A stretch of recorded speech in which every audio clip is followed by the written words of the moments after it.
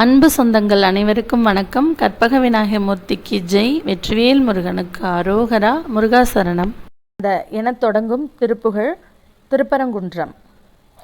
சந்ததம் அப்படின்னா நாள்தோறும் எப்பொழுதும் பந்த பாசம் என்னும் தொடர்புன்னு எடுத்துக்கலாம், தொடர்ந்து வருவது அப்படின்னும் நம்ம எடுத்துக்கலாம். இது பந்த பாசம், பசுன்னு சொல்லுவாங்க இல்லையா, திரும்ப திரும்ப திரும்ப நம்ம அந்த தொழுவத்தில் கட்டப்படுற மாதிரி இந்த உலகத்தில் பிறந்து பிறந்து பிறந்து பிணைக்கப்பட்டுக்கிட்டே இருக்கோம் பந்த பாசங்களினால்.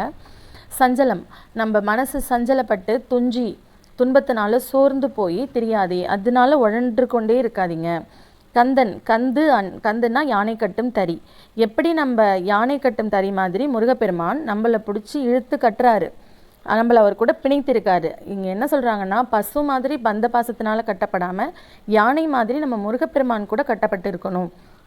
உன்னை நாளும் எப்பொழுதும் என் மனக்கண்ணால் தினமும் கண்டு கொண்டு உன்னுடைய காட்சியை நான் பார்த்து அன்பு உற்றிடுவேனோ, உன் கூட எப்போவுமே நான் அன்பாக இருக்கணும், உன் மீது இருப்பேனோ, அப்படி இருப்பேனோ முருகான்னு அவர் கொஸ்டின் கேட்குறாருன்னா நான் இருக்கணும்னு கேட்குறாருன்னு அர்த்தம்.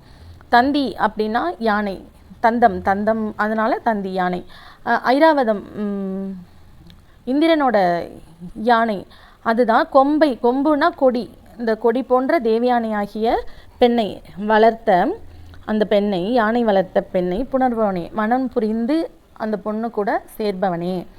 இந்த தந்திங்கிறது தேவயானை திருமாலுடைய கண்ணிலிருந்து பிறந்தவள், அமுதவல்லி அவர் பேருன்னு சொல்லுவாங்க. சத்தியலோகத்தில் மனோவதிங்கிற நகரத்தில் கற்பக வனத்தில் அந்த யானை தேவயானையை வளர்த்ததாகவும் ஒரு புராண கதை உண்டு. சங்கரன் சிவன், அவரோட பாதி பங்கில் உறைந்திருக்கக்கூடிய சிவைபாலா சக்தி இருக்காங்க இல்லையா, அவங்களுடைய மகனே, சிவனுடைய மகனே. செந்திலம் கண்டி, செந்தில்னாலே திருச்செந்தூர். அம்ங்கிற வார்த்தை திருப்புகழில் நிறைய இடத்துல வரும். அம்னா அழகுன்னு அர்த்தம், அழகானங்கிற இடம் ஃபுல்லாகவே அவர் அம்ங்கிற இடத்தை தான் பயன்படுத்தியிருப்பார். கண்டிங்கிறது இலங்கையில் இருக்கு இல்லையா, நமக்கு தெரியும். அங்கே இருக்கிற கதிர்வேலா, ஒளி பொருந்திய வேலை உடையவனே. திருப்பரங்குன்றத்தில் பெருமாளே, தென்பரங்குன்றில் உறைந்திருக்கக்கூடிய முருகப்பெருமானே. அதனால தான் அவர் தேவயானியை பற்றி இந்த இடத்துல குறிப்பிடுறாரு.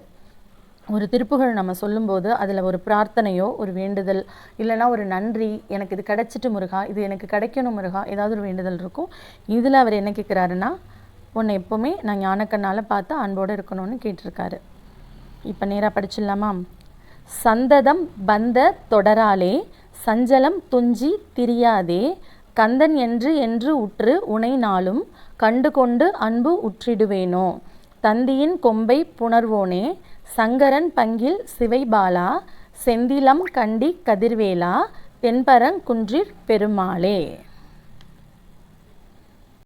நம் அனைவருக்கும் நல்லதே நடக்கட்டும், நலமே சூழட்டும். நன்றி, வணக்கம். கந்தன் தருவான் எதிர்காலம்.